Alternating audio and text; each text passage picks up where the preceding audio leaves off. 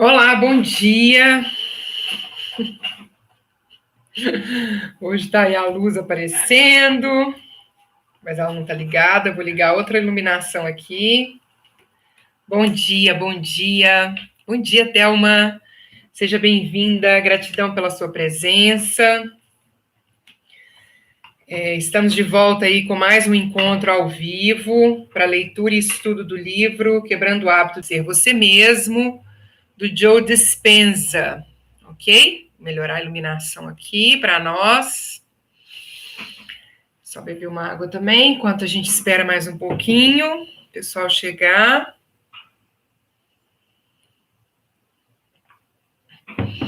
Então, nós estamos aí com a 23ª leitura do livro Quebrando o Hábito de Ser Você Mesmo, desse livro aqui, do Dr. Joe Dispenza.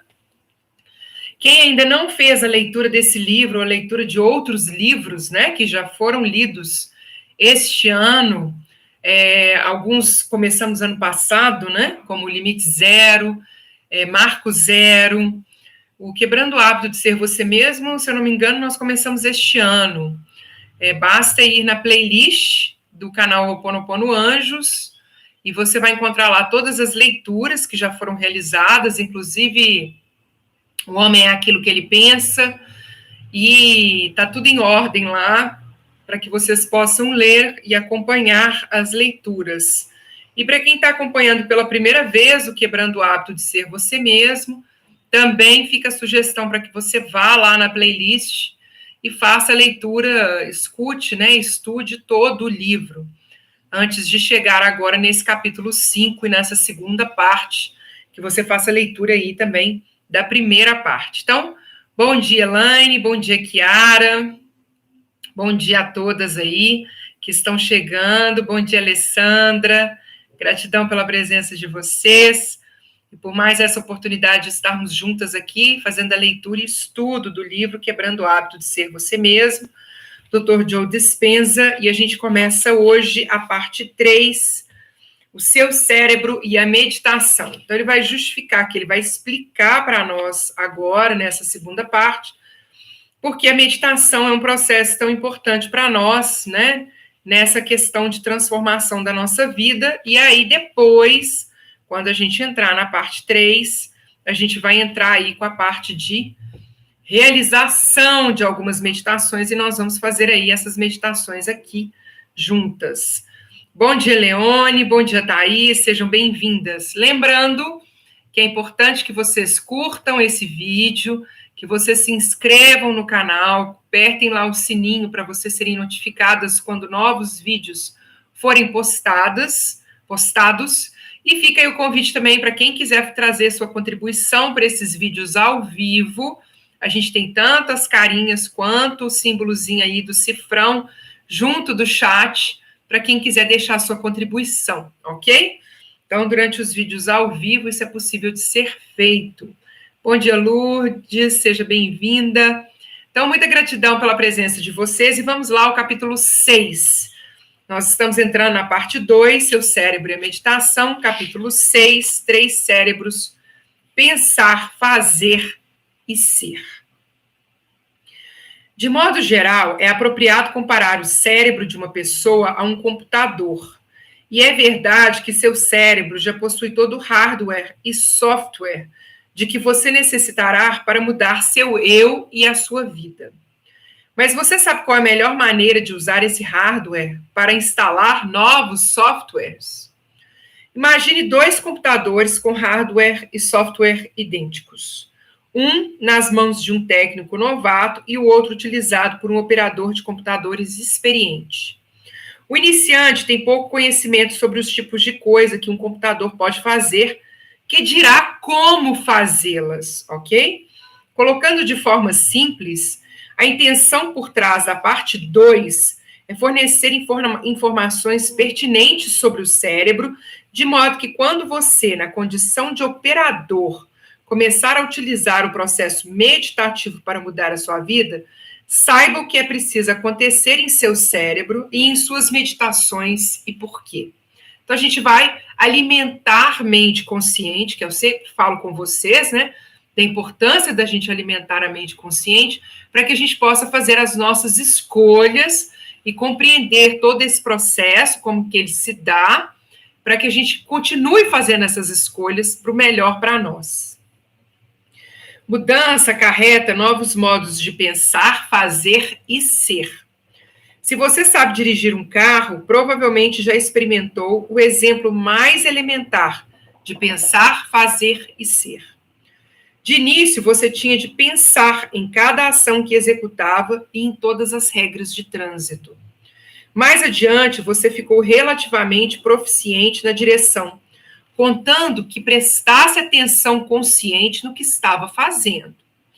Por fim, virou um motorista. Sua mente consciente foi para o banco do passageiro e, desde então, sua mente subconsciente provavelmente ocupa o assento do motorista na maior parte do tempo.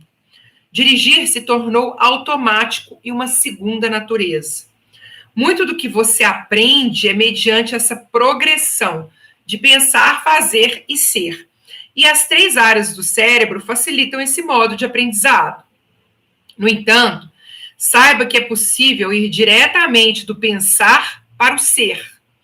Porque aqui ele fala pensar, fazer e ser. Então, para quem ele dá o exemplo de motorista, que eu acho que é um exemplo muito bom, para quem tirou carteira, para quem dirige, sabe como é que é. A gente aprende primeiro, né? Como que faz. Então, tem toda a parte teórica primeiro, depois você senta, aprende como que dirige, aí você faz isso, você faz as aulas de direção, até que finalmente você se torna um motorista que você já faz tudo no automático. Você não fica pensando, eu tenho que mudar a marcha tal, eu tenho que fazer tal coisa, eu tenho que mudar... Não, já é no automático mesmo, e a gente presta atenção mesmo no que está acontecendo, quando muda alguma coisa, porque sem nem perceber, não é uma coisa intencional, né? Essa mente subconsciente assumir esse papel do motorista. E aí ele está falando que é possível, em vez de pensar, que é estudar lá para ser motorista, fazer, que é treinar as aulas e começar a praticar, e depois se tornar um motorista, é possível pular do pensar para o ser. E que é provável que você já tenha tido essa experiência em sua vida. Então, olha só o que ele está falando. Se para ser motorista eu precisei preparar, fazer para depois me tornar motorista, a gente acredita que para todas as outras coisas também deve ser desse jeito. Para eu me tornar uma pessoa bem-sucedida, eu preciso entender como é que eu faço para ser bem-sucedida, depois fazer, até finalmente me tornar... Ai, perdão! E finalmente ser uma pessoa bem-sucedida, né? Então, o que ele está falando, não, eu preciso só pensar para depois eu me tornar, eu ser uma pessoa bem-sucedida, ou qualquer outra coisa. Nossa, será que eu vou espirrar de novo? Então, agora eu vou segurar. Com a meditação do cerne deste livro, este capítulo fornecerá um prelúdio. Você pode ir do pensar na pessoa ideal que quer se tornar, diretamente para ser essa nova pessoa. Essa é a chave da criação quântica. Quando a gente sai do pensar e vai direto para o ser sem ter que fazer, ok? Bom dia, bom dia, bom dia. Vamos lá. A mudança começa toda com pensar. Olha a importância da mente consciente, tá? Podemos formar imediatamente novas conexões e circuitos neurológicos que refletem nossos novos pensamentos. E nada deixa o cérebro mais estimulado do que aprender. Assimilar conhecimento e experiências. Esses são os afrodisíacos do cérebro. Ele afaga cada sinal que recebe dos 5 sentidos. A cada segundo, processa bilhões de bytes de dados. Analisa, examina, identifica, extrapola, classifica e armazena informações que consegue recuperar para nós quando necessário. O cérebro humano é verdadeiramente o supercomputador definitivo deste planeta. Ok? Bom dia, de Noélia. Sejam todos bem-vindos. Quem está chegando aí, gratidão pela presença de vocês. Como há de recordar, a base para o entendimento de como você pode efetivamente mudar sua mente é o conceito de hardwiring. como os neurônios se envolvem em relacionamentos habituais de longo prazo. Então, vamos pensar aqui, nós estamos falando de questões biológicas de funcionamento do nosso cérebro, tá? A base para o entendimento de como você pode efetivamente mudar sua mente é o conceito do hardwiring. Como os neurônios, o que é isso? É como os neurônios se envolvem em relacionamentos habituais de longo prazo, ok? Já comentei sobre o aprendizado hebbiano, que decreta células nervosas que disparam juntas, permanecem conectadas. Os neurocientistas acreditavam que após a infância, a estrutura cerebral era relativamente imutável. No entanto, novas descobertas revelam que vários aspectos do cérebro e do sistema nervoso podem mudar estrutural e funcionalmente, incluindo o aprendizado, a memória e a recuperação de uma lesão cerebral ao longo da idade adulta. Então, olha só, eu vou ler isso aqui de novo, porque eu penso que é muito importante a gente quebrar esse conceito de que depois que a gente vai ficando mais velho, o nosso cérebro fica incapaz de realizar determinadas coisas, não é mais possível aprender, não é mais possível mudar, e aqui ele está falando, inclusive, de lesões, tá? Então, vamos reforçar isso. Os neurocientistas acreditavam que, após a infância, a estrutura cerebral era relativamente imutável. No entanto, novas descobertas revelam que vários aspectos do cérebro e do sistema nervoso podem mudar estrutural e funcionalmente, incluindo o aprendizado, a memória e a recuperação de uma lesão cerebral ao longo da vida adulta. Então, essa história de que é impossível porque nós estamos ficando mais velhas, né, eu já não tenho mais idade para aprender, é só uma crença que colocaram na sua cabeça, que está servindo aí como uma limitação para que você aprenda, para que você faça aquilo que você deseja, independentemente da sua idade, né? Independentemente da nossa idade. Mas vamos lá. Mas o oposto também é verdadeiro. Células nervosas que não mais disparam juntas não mais se conectam. O que isso quer dizer? Se você não usa, você perde. Você pode até enfocar o pensamento consciente para desconectar ou desligar conexões indesejadas. Assim, é possível soltar-se de alguns trecos a que você esteve preso e que influenciam o seu modo de pensar, agir ou sentir. O cérebro reconectado não vai mais disparar de acordo com a circuitaria do passado. A dádiva da neuroplasticidade, que é o nome, né, que eles deram, a capacidade do cérebro de se reconectar e criar novos circuitos em qualquer idade, como resultado do input do ambiente de nossas intenções conscientes. Então, vou repetir, tá, gente?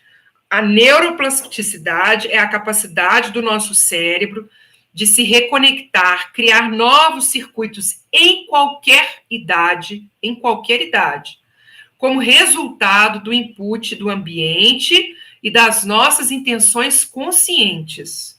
Então, olha a importância das nossas escolhas de pensamentos. Quais os pensamentos nós estamos tendo diariamente? Quais os pensamentos nós estamos reforçando na nossa mente?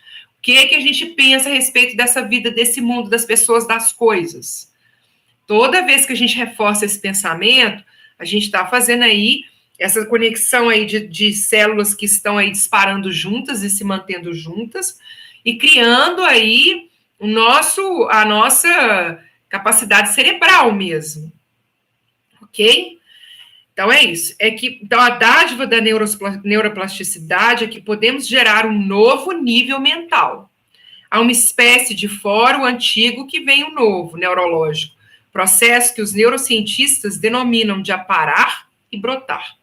Você apara aquilo que não serve mais e deixa aí crescer, brotar algo novo.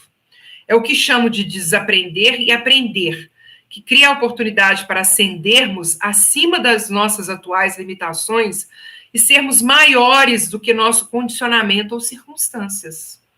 Ok? Então, aqui a gente está falando, olha só, criar novas oportunidades para ascendermos acima das nossas atuais limitações e sermos maiores do que nosso condicionamento ou circunstâncias. Ao criar um novo hábito de sermos nós mesmos, estamos essencialmente assumindo o controle consciente do que se tornou um processo inconsciente de ser. Em vez de a mente trabalhar rumo a um objetivo, não serei uma pessoa furiosa. E o corpo rumo a outro, vamos continuar furiosos e permanecer banhados nas substâncias químicas familiares, que foi o que a gente viu lá nos capítulos anteriores. Queremos unificar a intenção da mente com as respostas do corpo. Para fazer isso, devemos criar um novo modo de pensar, fazer e ser. Mente e corpo têm que estar juntos. Não adianta a mente querer alguma coisa e o corpo está caminhando para outra. Dado que para mudar nossas vidas temos primeiro que mudar nossos pensamentos e sentimentos, depois fazer alguma coisa, mudar nossas ações ou comportamentos, para ter uma nova experiência, que por sua vez produz um novo sentimento, e então memorizar o sentimento até migrarmos para um novo estado de ser, onde mente e corpo são unos, pelo menos temos algumas coisas que nos ajudam, ok? Porque esse é o processo. O processo é mudar pensamentos e sentimentos, depois mudar nossas ações e os nossos comportamentos, depois vamos ter novas experiências, porque aí teremos novos sentimentos, e aí nós temos que memorizar esses novos sentimentos, ok? Para que a gente finalmente se torne uma pessoa diferente, nós temos aí algumas ferramentas para nos auxiliar nesse processo. Além do cérebro ser neuroplástico, poderíamos dizer que temos mais de um cérebro com que trabalhar. Na verdade, temos 3 cérebros. Então, vamos lá. Aí ele põe um parênteses assim, ó. Para os nossos propósitos, este capítulo limitará o foco às funções dos 3 cérebros, relacionados especificamente a quebrarmos o hábito de sermos nós mesmos. Como uma nota pessoal, constato que estudar o que o cérebro e os outros componentes do sistema nervoso fazem por nós é uma exploração interminavelmente fascinante. Meu primeiro livro, Evolve Your Brain, cobriu esse tópico com mais detalhes do que o necessário a nossos propósitos aqui. E existem fontes adicionais de estudo em meu site, que é o drjoedispenza.com. E com certeza, várias outras excelentes publicações e sites estão disponíveis àqueles que desejam aprender mais sobre o cérebro, a mente e o corpo. Então, ele está dando um parênteses aqui para explicar qual vai ser o foco dele em relação a esses 3 cérebros, ok? Vamos lá, gente, o pessoal que está aí, gratidão pela presença de vocês. A Alessandra falando para deixar o like aí, quem puder já ir deixando, mas vamos lá, vou mostrar para vocês essa imagem que está aqui. Os 3 cérebros, ok? Dando para ver mais ou menos, né? Então, vou explicar para vocês o que são os 3 cérebros. Primeiro cérebro é o neocórtex, tá? Que é essa parte de cima que tá aqui, ó. Deixa eu pegar um lápis aqui, opa. Para ficar mais fácil vocês verem aqui. Essa parte aqui é o neocórtex. Depois, o nosso segundo cérebro é o cérebro límbico mesencéfalo, ok? É o segundo cérebro, que é essa bolinha aqui, ó, interna aqui, ó. Tá? E por último, o terceiro cérebro, que é o cerebelo, que é essa pontinha que fica atrás. Esse é o nosso terceiro cérebro, é o cerebelo que tá aqui, tá? Vamos lá.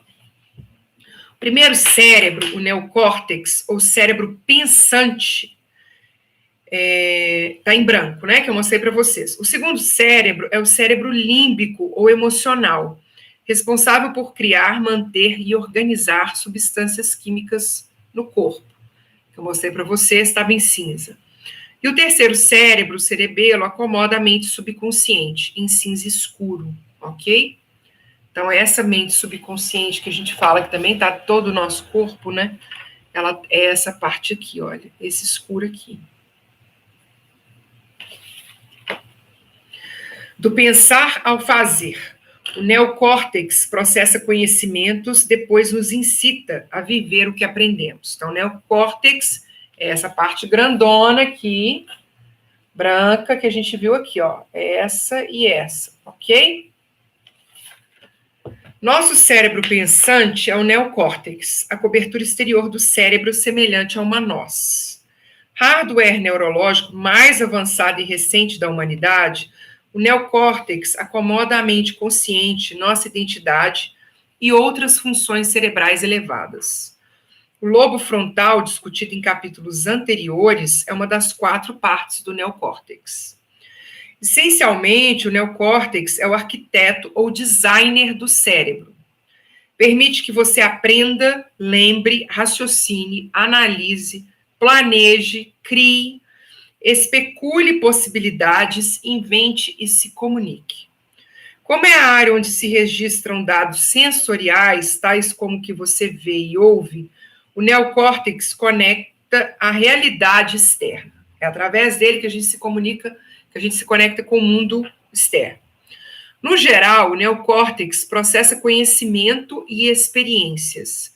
Primeiro, você coleta conhecimento na forma de fatos ou informações semânticas, né? Conceitos ou ideias filosóficos ou teóricos que você aprende intelectualmente, incitando o neocórtex a adicionar novas conexões e circuitos sinápticos. Segundo, então, a gente tem as experiências, a gente estuda, nem só as experiências do que a gente vive, experimenta, né? Mas também conceitos que a gente estuda e vai processando no nosso cérebro. Segundo, quando decide personalizar ou aplicar o conhecimento que você adquiriu, demonstrar o que aprendeu, você invariavelmente cria uma nova experiência. Isso provoca a formação de padrões de neurônios, chamados de redes neurais no neocórtex, ok?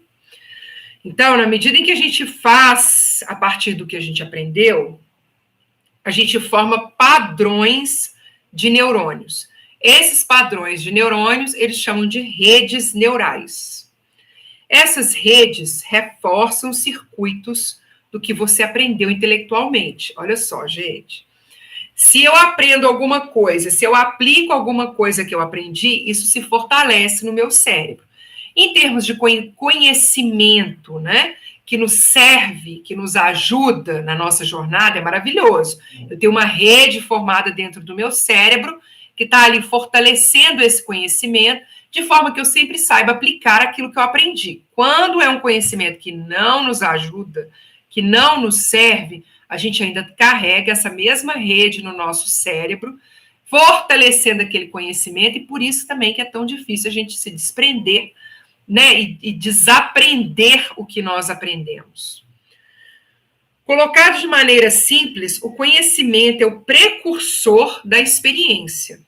Se o neocórtex é responsável por processar ideias que você ainda não experimentou, que existem como um potencial. Peraí, calma lá.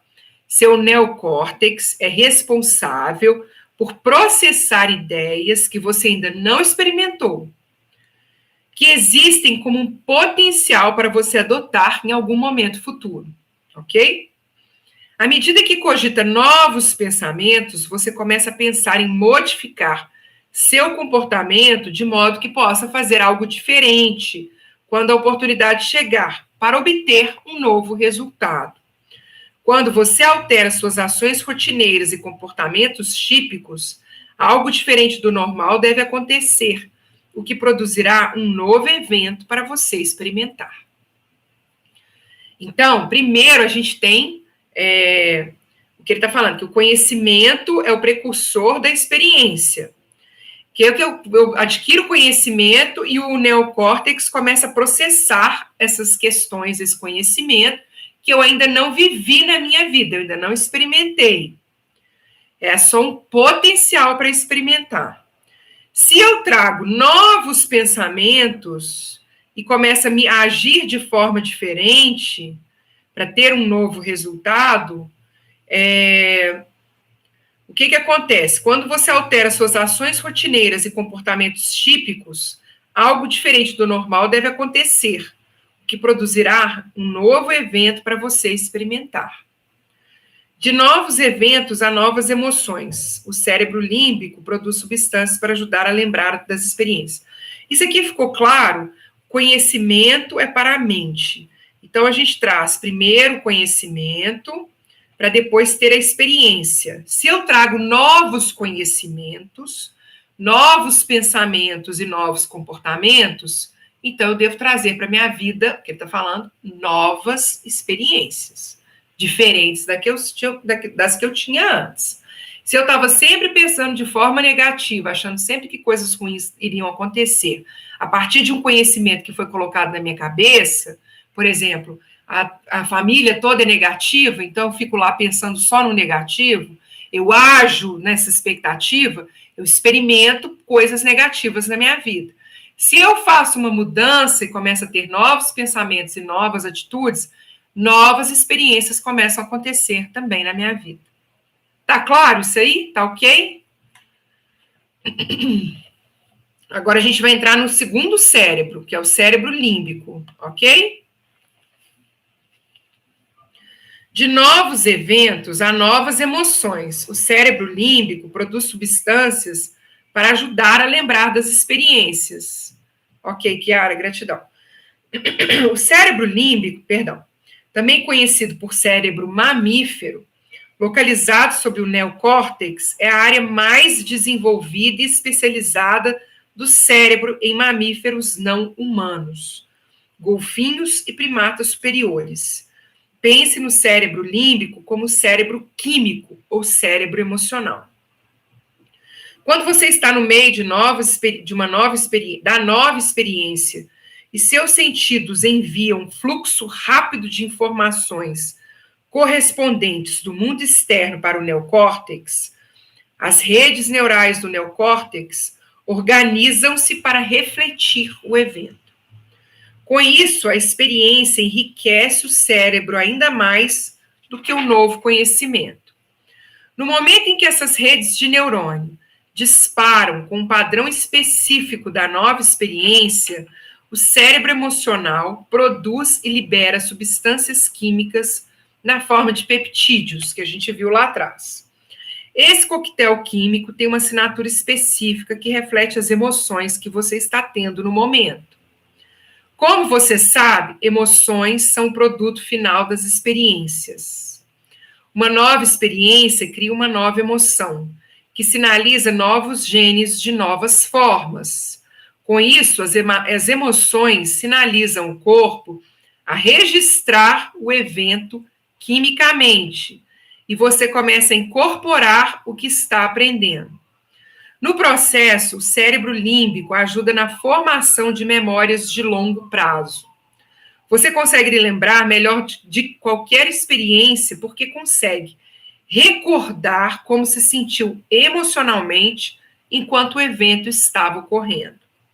O neocórtex e o cérebro límbico juntos nos permitem formar memórias declarativas, significando que podemos declarar o que aprendemos ou experimentamos. Vamos ver, veja a figura 6B1 para mais informações sobre as memórias declarativas e não declarativas. Onde que está essa figura?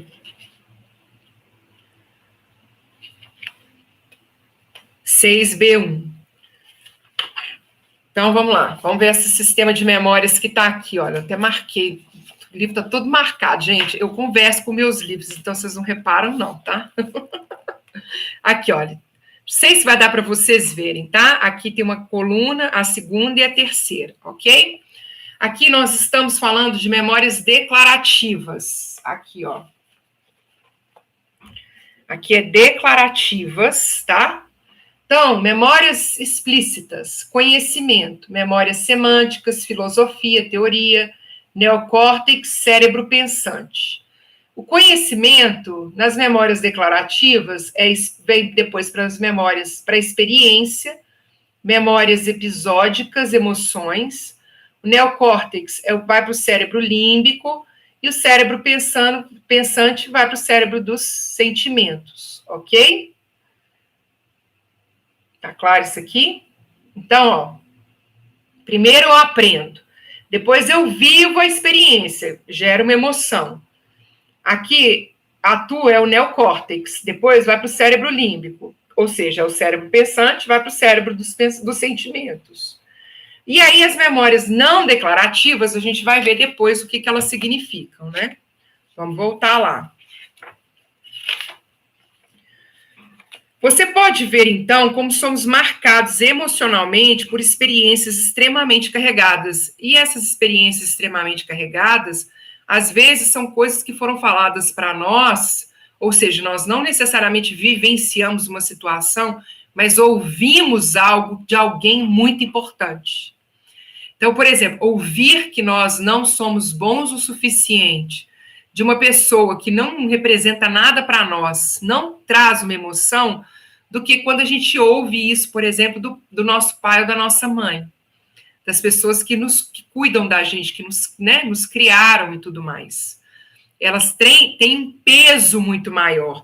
E às vezes a pessoa fala algo conosco que a gente sente profundamente o que a pessoa falou e ela não consegue perceber essa mesma carga emocional das suas palavras, porque ela não está ouvindo isso de uma pessoa, ela está ouvindo ela falar da gente, por exemplo, mas ela não entende que para nós a fala dela tem um peso muito maior do que a fala de uma outra pessoa. Então, por mais que as palavras dessa pessoa tenham sido insignificativas para nós tem um significado e um peso muito grande. Todas as pessoas casadas conseguem contar onde estavam e o que faziam quando foram pedidas em casamento. Talvez estivessem saboreando uma ótima refeição na área ao ar livre de seu restaurante favorito, sentindo a brisa refrescante de um entardecer de verão e desfrutando o pôr do sol, embaladas pelo som de cordas de uma peça de Mozart, tocando suavemente ao fundo, quando o acompanhante do jantar ajoelhou-se e ofereceu a caixinha preta. A combinação de tudo que estava experimentando naquele momento fez com que se sentissem muito diferentes do eu normal. O equilíbrio químico interno típico que a identidade do eu dessas pessoas havia memorizado foi a nocaute com que viram, ouviram e sentiram. De certa forma, elas despertaram dos estímulos ambientais rotineiros, familiares, que normalmente bombardeiam o cérebro e nos levam a pensar e sentir de modos previsíveis. Novos eventos nos surpreendem a ponto de ficarmos mais atentos ao momento presente. Se o cérebro límbico tivesse um lema, poderia ser: a experiência é para o corpo. Porque vem a sensação, né? Vem a emoção. A gente sente em todo o nosso corpo aquilo que está nos acontecendo. Se o conhecimento é para a mente, e a experiência é para o corpo, quando você aplica o conhecimento e cria uma nova experiência, ensina ao corpo o que a mente aprendeu intelectualmente. Olha isso aqui, vou ler de novo. Se o conhecimento é para a mente e a experiência é para o corpo, e muitas vezes os dois estão vivendo assim, não é assim que a gente percebe? Quando você aplica o conhecimento e cria uma nova experiência, ensina ao corpo o que a mente aprendeu intelectualmente. Conhecimento sem experiência é meramente filosofia. Experiência sem conhecimento é ignorância. Deve haver uma progressão. Você precisa obter conhecimento e vivenciá-lo, adotá-lo emocionalmente. Isso aqui eu já tinha marcado, vou marcar de novo, gente, para a gente poder relembrar. Você ter um conhecimento e não fazer uso dela. Peraí, vamos lá. O conhecimento sem experiência, então eu tenho conhecimento, mas não faço uso dele. É filosofia, fica aqui filosofando a respeito do quanto é bom, do quanto é ruim, quanto o que for. E a experiência sem conhecimento é ignorância. Deve haver uma progressão. Você precisa obter conhecimento e vivenciá-lo, adotá-lo emocionalmente.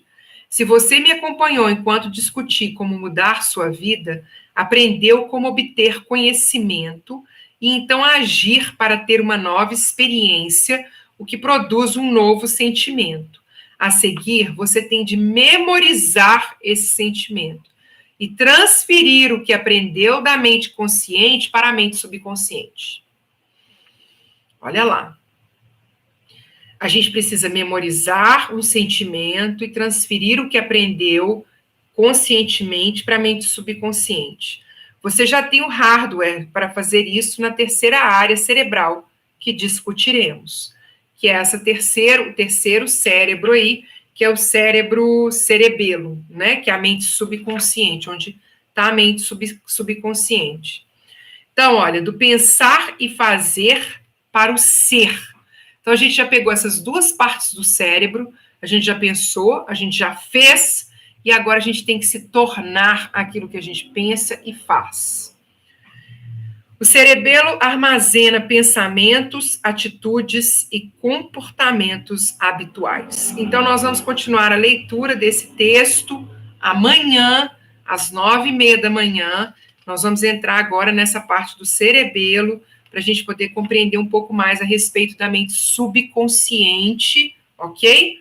Né, o que é essa mente subconsciente, qual que é a importância dela, para que nós nos tornemos pessoas diferentes, né? Que a gente quebre verdadeiramente o hábito de sermos nós mesmos, no sentido daquilo que não nos serve, né? Daquilo que não funciona para nós, ok? Então, amanhã a gente continua, eu espero que tenha ficado claro, a gente está entrando aí com termos, né, de química, de cérebro, dessas partes do cérebro. Aquele quadro, se vocês não entenderam, não se preocupem, porque a gente vai voltar neles, ok? A gente retorna nesse quadro ainda, para a gente poder falar um pouco mais sobre ele. E vamos lá nesse processo de compreensão de por que a meditação é importante para a nossa mudança, né? Para que a gente possa finalmente depois entrar na parte 3, para realizar essas meditações propostas pelo Joe Dispenza, ok? Gratidão, Alessandra, Thelma, Giovana. Se tiverem dúvidas, coloquem aí, tá? Que eu vou respondendo na medida que eu vou vendo as dúvidas de vocês. Se tiverem alguma questão, observação, comentário a respeito do livro, vão colocando aí nos comentários. Quem ainda não curtiu esse vídeo, se curtiu, se gostou desse ensinamento de Joe Dispenza, curte o vídeo, ok? Não se esqueçam de se inscrever no canal. E nós retornamos amanhã, às 9h30 da manhã, para essa continuação de leitura. Hoje ainda temos um encontro às 20 horas pelo Instagram. E eu espero por vocês com mais uma leitura e estudo do Quebrando o Hábito de Ser Você Mesmo. Gratidão, Ana Lira, gratidão, Chiara, Leone, Alessandra, Nívia, Giovana, Thelma, gratidão a todas que estiveram presentes e até amanhã, 9h30 da manhã, na Ralo de Coração, aloha, um dia de muitas bênçãos e luz. Tchau, tchau.